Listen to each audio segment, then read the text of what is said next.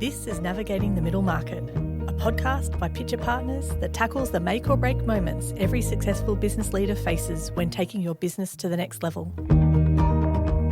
On the show, we'll talk to experts who'll share actionable insights to help you navigate the common pitfalls you'll experience when scaling up. I'm your host, Anna Hacker.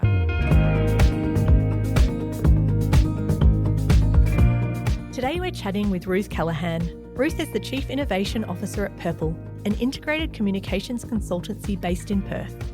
With extensive experience in strategic communications and digital transformation, Ruth helps organisations navigate the rapidly evolving landscape of AI and technology integration. She's at the forefront of understanding how businesses can harness AI, not just for operational efficiency, but for genuine strategic advantage. In this episode, Ruth will explore how businesses looking to scale can successfully integrate AI. She will talk about real concerns about job security, understanding what the true costs are, and building trust in AI outputs. Let's jump in. Hi Ruth, welcome to the show. Hi Anna, thank you for having me. I'm sure that our listeners are interested in this topic, and jumping right into, what is it that made you become so passionate about AI? Look, I come from a very non-technical background. I studied arts. I did Shakespeare. I worked as a journalist for many, many years. But I have always enjoyed the edge of digital technology, so social media, the internet, all of those things. And then when along came AI, I've got to say it was just a really mind-blowing opportunity. It was really a bit of an existential moment because it made everything I had done to that date seem obsolete. But I've really enjoyed the fact that it now has a practical application. You can work directly with businesses and help them do things that they were not able to do before. And that is an amazing, amazing piece of tech.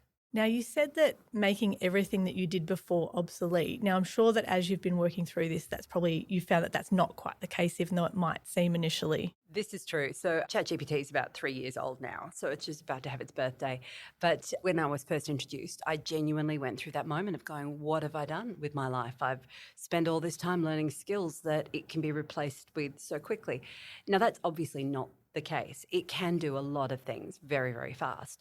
But having the human brain to work around that, the curiosity, the understanding of what it can do and how we might work together on projects, that's really freeing. So from a corporate perspective, I can get an awful lot more done. And it's as if I've got a team, not just one extra person, I can have a team of 10, 20 people doing different things I couldn't do just alone before.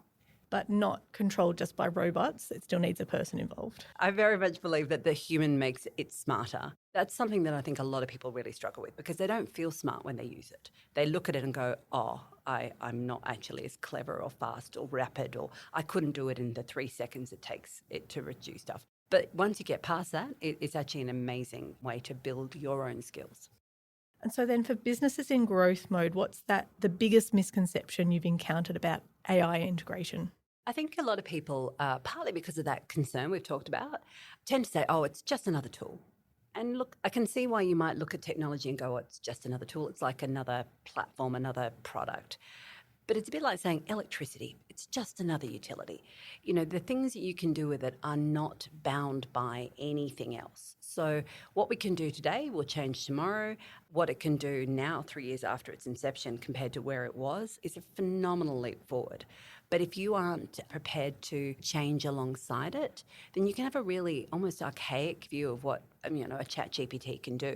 And I'm constantly coming to people who tried it once in end of 2022, beginning of 2023, say, no, it wasn't for me. And here we are, some way down that track, and then perhaps missed the evolution of it. And what makes me nervous is that their competitors haven't. So they may be sitting there thinking that they don't need it, not necessary for them. But there are other people out there that are going to use it to leapfrog positions in the market. I do find it worrying sometimes when people constantly talk about it will never replace the human, but presumably there is that concern that it will take our jobs. And so what do you say to that? How do leaders navigate that real concern I think people have? I won't be here because AI is going to replace me. My favourite statistic is actually about washing machines. And, if you think back, 150 years ago, the average woman in Britain spent 20 hours a week doing washing. 20 hours. Now, we don't do that anymore, but that doesn't mean we're all ladies of leisure. So, you're not sitting around with nothing else to do. What you are now doing instead is using that time and energy in different ways. So, yes, it will absolutely take some of the things out of your day that you don't need to do. It will, for example, summarize the last 30 emails in that long thread for you so you can actually remember who's doing what and what you have to think about. Now, I'm not sure anyone's going to march in the streets for the right to sort through their own email threads, but unless you start to think about giving it the things you don't want first, you are going to be naturally worried. It's going to take away the things you do want to keep. And so I guess understanding how you can utilize it in a different way. I mean, as I know before you talked about electricity, and I do love the saying, the light bulb wasn't developed through the advancement of the candle.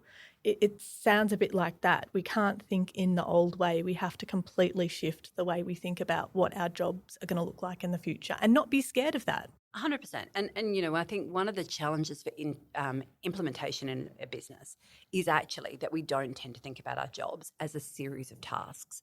We tend to move between one thing and the next thing, and it's not written down. There's maybe no operating procedure for a lot of the work we do. So then when we start to think about, well, where would AI step in? It feels like it takes the whole piece away.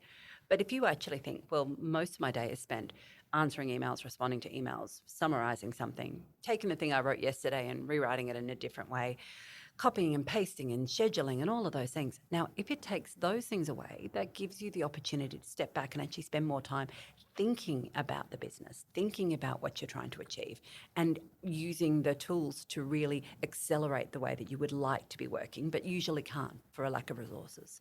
And I think that's something people, apart from the job losses aspect, the other concern people have is around trusting AI. And so what do you say to that? What have you seen in that space? There are a whole pile of things that AI does that make it really sensible to be skeptical. I'm going to try and unpack that a little bit without being too technical. The first one is hallucination. And people hear that AI hallucinates, it makes up things. Alas, it tells me that the Fremantle Dockers have won a grand final. That is not the case. But, it's the kind of thing that it puts into the world and says that this is true. Google AI once told me that a haggis is a small furry animal that lives in Scotland, which has short, stubby legs. Now, it's not true. It's a hallucination. But the reason why it hallucinates is interesting. So sometimes it hallucinates because it has seen enough information to tell it that that is the way the world works. For a long time, if you asked it, what happens if you break a mirror? It would say, you get 7 years bad luck. Because everyone says that, even if it's not true. So that there are those kinds of hallucinations that are incorrect. Then there are the hallucinations that come about because it doesn't really know the answer, but it knows you want to know. So it's going to really try and help you out. So you might get a random citation for a report that doesn't exist because it knows you want to know that this information's out there and this is what it would look like if it did exist. So it will supply that for you. It doesn't always have a really clear line between what's real and what's not. The other thing, though, that makes it untrustworthy is different again. It's sycophancy. So sometimes you will ask it a question and it will go, oh, that's a great question. I'm really pleased you asked me that question. That's fantastic. Or you might say, I have this idea. And it goes, that's a great idea. Now, any of your colleagues, human co-workers would go, that's a terrible idea. What are you thinking? Why would you even consider that? But again, its determination to please you means it often won't push back. Now, when you put those things together, hallucination, an inability to understand what's real, plus the willingness to tell you whatever you want to hear, then you start to get a really untrustworthy model. Not all models are like that, and not all of them are going to be like that all the time. But it is a real challenge when it comes to implementation. And I think that that's probably where the human element is really important, because a human would say, I've never heard of that report, or I'm going to find that report. That's great. Thank you for telling me that, AI. I'm going to have a better look at that and realise it's not there. Whereas relying on it completely without researching in any way yourself or having that knowledge, that's still going to be critical. It's still going to be critical to have the background, understanding and knowledge. And that's probably where we're not going to all lose our jobs because of AI, because we still need to be there making sure it's telling us not just what we want to hear, but actually the reality of what's going on. And it's one of the things that I think is a really big change for organisations doing this, because very often, if you think about how you procure technology, it comes in through an executive decision, it comes in through an IT team, the procurement team's involved. You're not really thinking, how is this going to be used by the frontline receptionist? Now, at the moment, though, if the frontline receptionist is using AI, they're effectively a manager. They are managing a robot. They need to understand how to brief it, how to critique what it comes back with, how to manage it, how to tell it when it's done something wrong. Every single person in your organization is now a manager. And if you have not given them managerial training, they're not ready for that.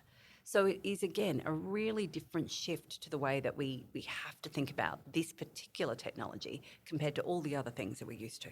That sounds like there's lots of things that people need to learn as we go along. Oh, absolutely. But it is fortunately not the most complex thing in the world. It's actually pretty intuitive. A lot of the things that hold people back are actually human things, a nervousness, not wanting to look like an idiot. Once you get past a lot of that, I think a lot of people find this is a very simple piece of tech to use. So, Ruth, what's the realistic investment that growing businesses should plan for when integrating AI? There are a couple of decisions that have to be made straight up. We thought at the beginning you would either procure it or you would not procure it. You would make a choice. But the reality of AI now is that it's everywhere. So if you've got an ERP system, it's probably got a little magic wand and a couple of stars up in the corner somewhere saying, this is our AI. Or if you are using LinkedIn, it's got AI. If you're using, a CRM, it's probably got AI, planning management systems. So you're not going to just have the one that you have chosen, but you'll find that right across your tool stack, it's incorporated in different ways. That represents a bit of a challenge because people will find that they all have different levels of capacity or capability. But if you're going to think of like the single one for your organization, the question now becomes, do you use one of the big ones or do you build your own? So the big ones obviously are Copilot, which is Microsoft, and that is the one that a lot of people went to because it is the most secure and most safe in terms of enterprise material.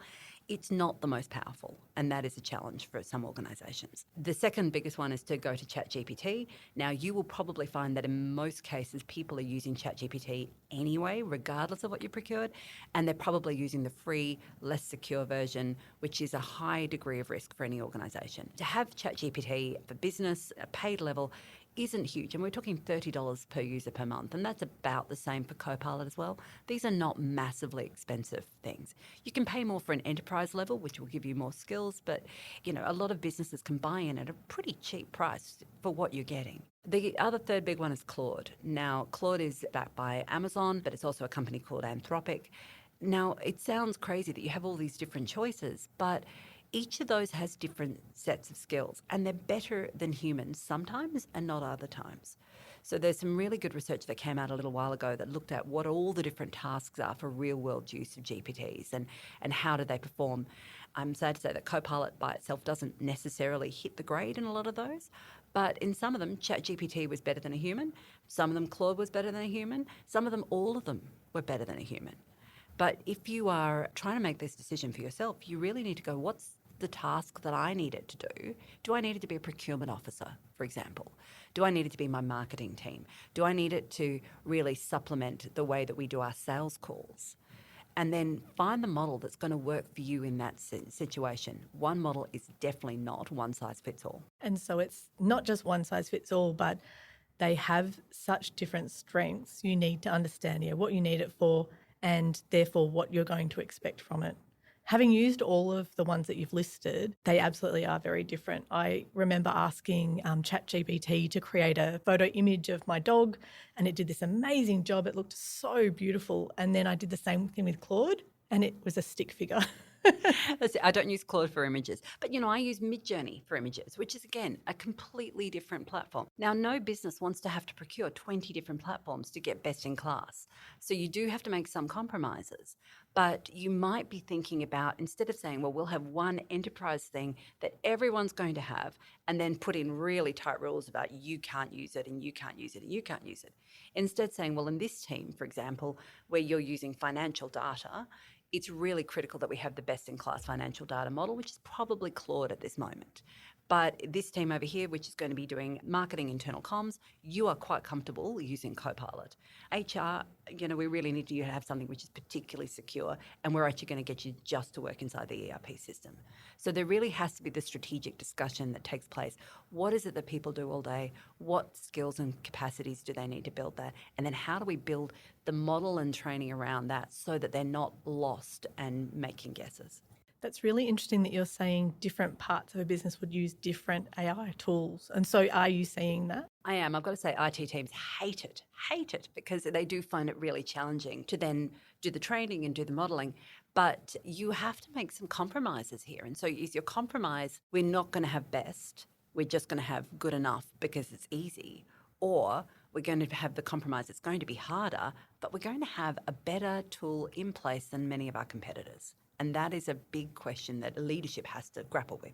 And so then how can businesses leverage AI for that strategic advantage rather than just looking at operational efficiency, which it feels like a lot of what we've talked about. I know that that's not all it does, and you've certainly talked about other things, but sort of that advantage that I think most of the listeners are probably thinking, how can I get that? What would you say to them? There are a couple of ways I would approach it. So one of the challenges is that we often talk top down. So we say, at an executive level, where do we want to be? How do we get an AI that's going to get us there? For day-to-day adoption, for the most practical use, it's actually starting at the bottom and looking at friction. Where are people unhappy? What are the things that they hate to do? What are the things that take far too much time and resources? And frankly, if you didn't have to do them, the people would be happier, morale would improve, and the outcome would probably be better. That's going to really get you a long way forward. Now, some of those aren't going to change the world. They're just going to be taking away pain points. The next layer up, though, is to start to say, well, if we could do something, what would it be that would advance our business?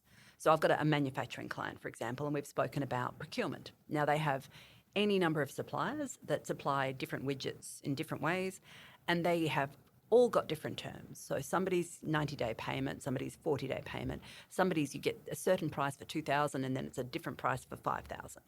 So it's really hard for the human to take all of that information in and bring it together. But you can put that into AI, de-identify it if you like, but put it into a system and say, okay, this is what I've got. What can you see in terms of trends? What can you see in terms of information I should be using in my negotiations with those procurement people? Why they write me the letter to the team to say, this is what we're wanting to procure next year and these are the terms we would like to set. Much harder for the human to do, but in terms of an advancement for a business, that's a couple of $1 million of savings just tucked away by asking some simple questions and probably a couple of hours worth of work. It's fantastic. And knowing the right questions probably is critical there too. It is, but perhaps less critical than we assumed. So again, if I think back, we all said the greatest job was going to be prompt engineering. You're going to have these gurus that would come in and tell you how to talk to your AI. A lot of the time, to be really frank, my prompts with AI is like, huh? And, but why? So it understands what I mean. We've conditioned each other enough that we can have that conversation. And you don't have to be really, really detailed when you're in that exploratory stage. Different story if you want to create replicable outputs and you want to make sure that the same thing runs every time. But if you just want to sit down and take the conversation from instead of do this for me, AI, to how would we do this, AI, you will immediately see a difference in the quality and discussion that you get back from it and how you might approach problem solving. This, for listeners, I'm sure, is now not sounding quite so scary to start. I hope not. And so then what's working in terms of driving actual adoption and proper usage across expanding businesses, in your experience, Ruth? I think the businesses that I've seen do this really well are those where they understand the value of doing something more. So they don't necessarily want to reduce staff numbers or headcounts or things like that, but they could see that if they had more in their day, they could be further ahead. Now, that might be that they have been able to really free up some time and energy amongst their team so they can focus more on whatever it is that they're trying to achieve. Or it might be that they could have a better conversation with suppliers. Or it might be that they could have a more detailed conversation with customers around pricing and models. So whatever it is that they know would be great if they could do it, if they had the time, if they had the opportunity, that's where they've started to say, okay, can AI start to fill that gap for us? So have you got any examples of how exactly that might actually work? Look, I do. I've got a story now. I haven't spoken directly to the client on this one, but I think it's a great story and worth telling because I think it does illustrate what can be done. And that's of a property developer that had a series of apartments that hadn't sold and a couple of new projects that were on the horizon.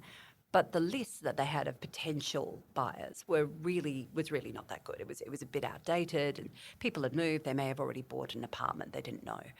So what they did was actually engage with an AI firm that went and organised that AI would call 20,000 people. And in that approach, that's something that, at a human level would take forever and is slow and costly. And we know tends to get offshored and then people get annoyed. But the AI not only went through, cleaned the list, gave them really good qualified leads at a very good price, but actually called the person who told me this story, and he did not pick it was AI. Now, he's a senior person within the property sector. He understands the sector really well. He had the phone call, had the conversation, did not know it was AI. So what we've got there is a company that goes, we need to do something more than we can do already. We need to be able to sort this list. We need to be able to get these sales over the line. And they've gone to AI for a solution that at a human level would be time-consuming and problematic. The solution has worked. They've made the money out of it.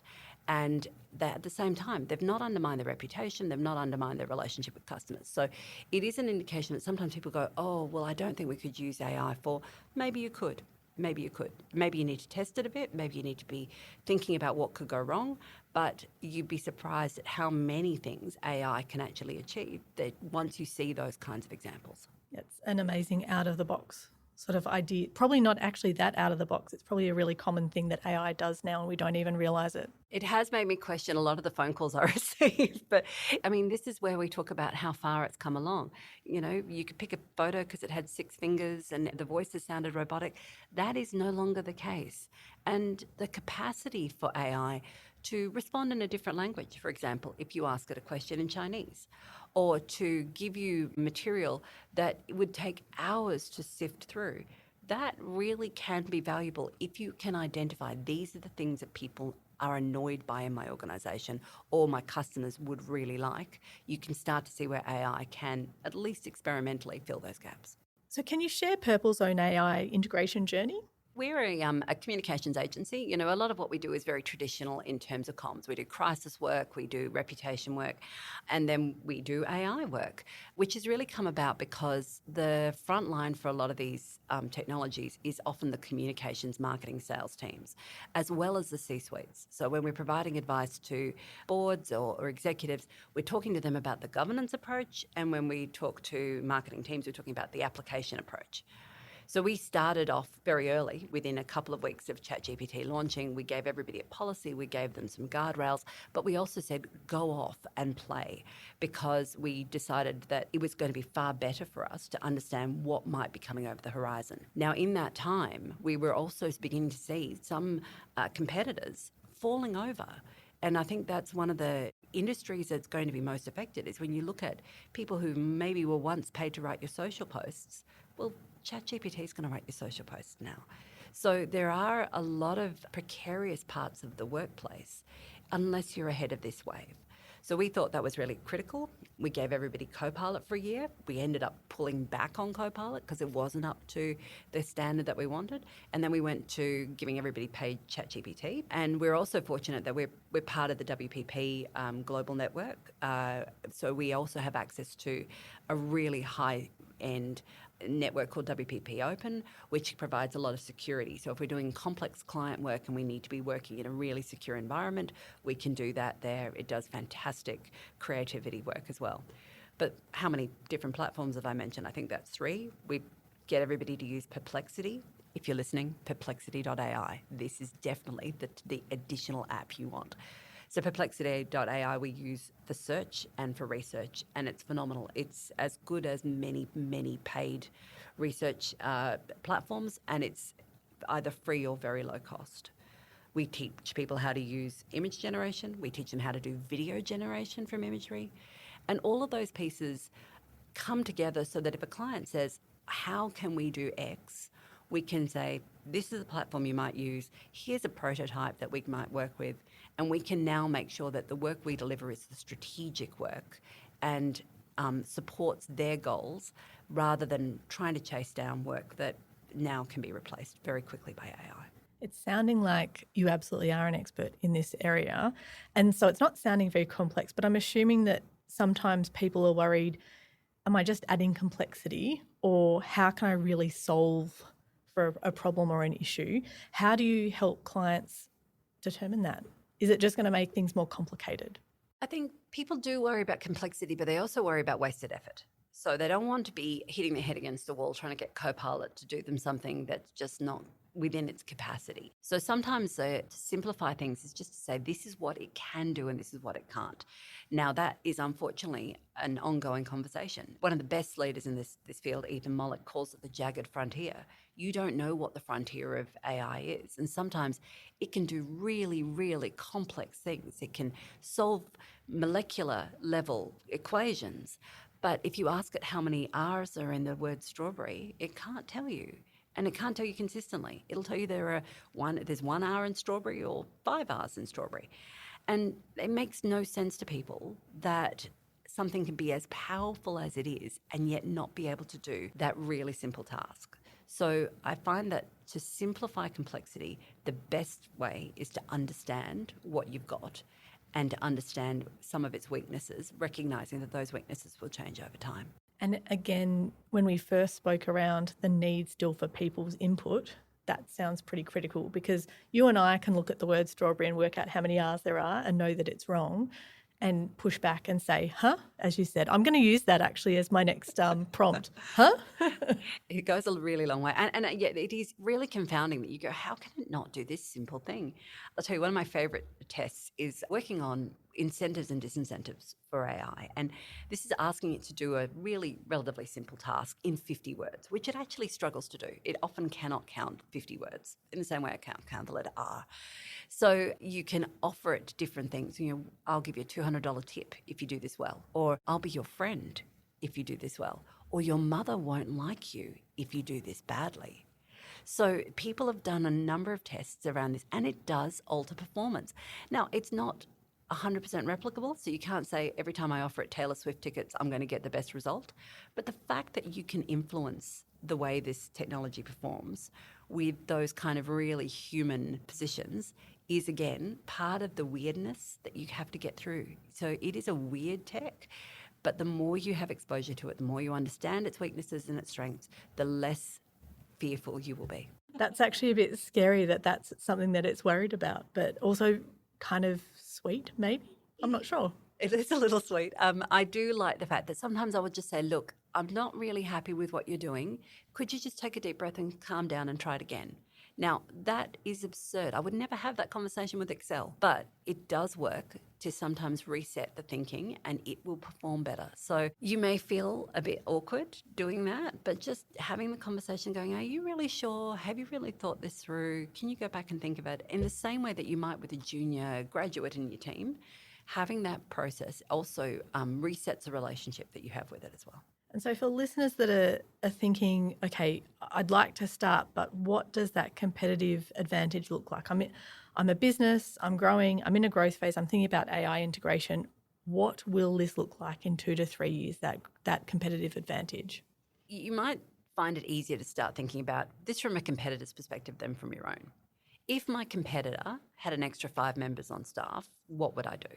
If my competitor was better able to negotiate with their procurement, supply chain, what would I do? If my competitor was able to introduce and code new technology faster than I could, what would I do? And when you start to think about it like that, you think, oh, gee, that actually would be really problematic. If they could do 100 social media posts, 100 blogs, 100 emails to customers faster than I can, what would I do? So it then starts to raise the question about, okay, well, what are the things that would change the dial from our perspective? Now, one of my favourite requests of ChatGPT is to actually do this exercise. I say, you're a competitor of mine. Here's our sector. What are all the things that you are using AI for to get ahead? Now, it's a thought exercise. It'll be experimental. It's not necessarily drawing on a huge amount of data, but it is very thought-provoking. And then you can start to go, okay, well, I can pick these ones off. Now, again, requires you to really think through where is the value, where is the time, how much resources do we want to put to it. But you can prototype now with these things so much faster than a human or a group of humans could have done 6 months ago. You can experiment on lots of different fronts. Well, I think you're giving listeners a lot to think about here. Is there anything else that you'd like to leave them with? Look, I think the hardest thing I see sometimes with adoption is that people go, oh, no one's adopting it. And then when you talk to their team members, they're using it to write their wedding vows, or they're using it to design their children's bedroom or help with their teenagers' homework. So individual adoption is really high. It's just that team and corporate adoption tends to slow down. So having some time and space where people can, at that individual level, share their stories about how they're using it, often without an outside policy, does then break down some of those barriers. But if you've never touched it, if you've done nothing in the past, can I recommend downloading the ChatGPT app for your phone? Don't use it for corporate work, but just turn on the microphone and just talk to it, because you will immediately see that you can have a conversation with very little effort. The prompts don't have to be formal. You don't have to type them out, and just have a conversation about something that matters to you and see if you can build that rapport, because once you've got that AI adaptation, AI fluency, it becomes a lot easier to actually put it into your business. That's a wonderful thought to finish with. Thank you so much for being here, Ruth. Thank you for having me. You've been listening to Navigating the Middle Market. This podcast is brought to you by Pitcher Partners Melbourne. To learn more about how Pitcher Partners can help you scale your business, head to our website, pitcher.com.au. To make sure you don't miss an episode of Navigating the Middle Market, be sure to subscribe to or follow the show in your podcast app. And while you're there, leave us a 5-star review. It really helps others to find the show. I'm Anna Hacker, and I'll see you in the next episode.